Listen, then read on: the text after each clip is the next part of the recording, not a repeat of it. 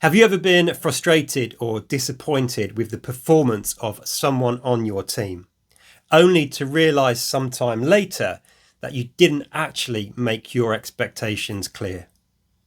Now, I'm no mind reader, but I can say with a fair degree of certainty that you're thinking one of two things right now. It's either, yes, absolutely, or it's, oh shit, that explains it. Because it happens so often. As leaders, we hold people to an expectation that we've not clearly articulated.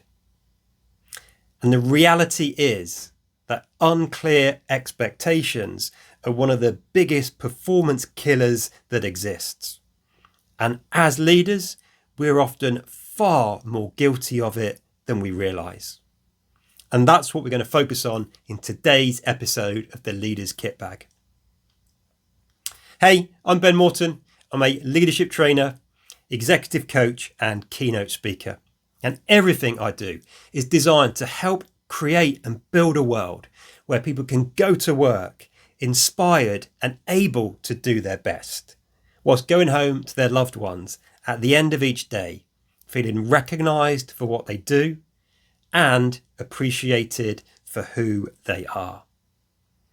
So, to today's episode of the Leader's Kitbag, I've got 3 simple tips for you to help make these unspoken expectations explicitly clear. The first one is simply to make the invisible visible. If you have expectations from your team, say them out loud. Make them clear. Don't expect people to guess what you want. I suggest generally set your expectations around the output, what you want people to deliver, not how you want them to go about doing it. To be explicitly clear about the how takes away any sense of freedom or autonomy, and that's likely to crush their motivation. Instead of assuming they'll work things out by themselves, you could say something like, I expect you to take ownership of decisions and not wait for me to sign everything off before you act. If you make a decision and you get it wrong, that's fine. We'll sort it out afterwards, but I expect you to get on and make the decisions. The second tip for making expectations clear is what I call the commitment clarification exercise.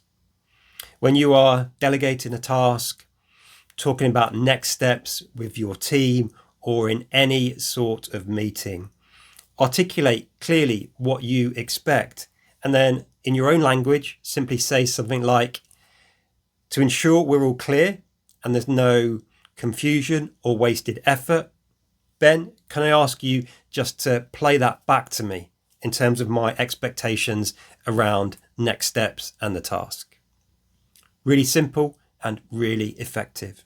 It might feel a little strange to start with, but continue through that discomfort because it's an incredibly powerful tool to use.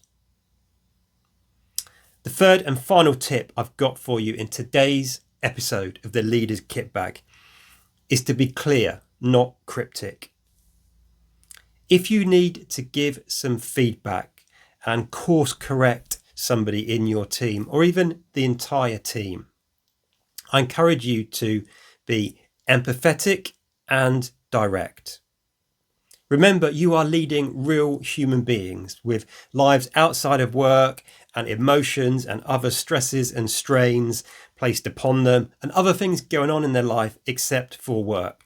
So be empathetic, but also be explicitly clear with the feedback and direction that you're giving so they can actually go away and do something with it and act upon that feedback. It will enable them to get to the standard you are expecting. Whatever you do, don't be empathetic and vague. And that is all too common. Many leaders, for fear of upsetting people in their team, for fear of them reacting in a sort of negative or worryingly emotional way, for fear of disengaging them and pissing them off, right? We are too empathetic. It's what Kim Scott calls ruinous empathy. So don't be empathetic and vague, because it becomes really difficult for people to know what to do with that feedback when it's not laser focused and clear. An example being, instead of saying, I hoped you'd take more initiative, you could say something like, moving forward, my expectation is that you flag potential problems and come to me with proposed solutions. There you have it, folks.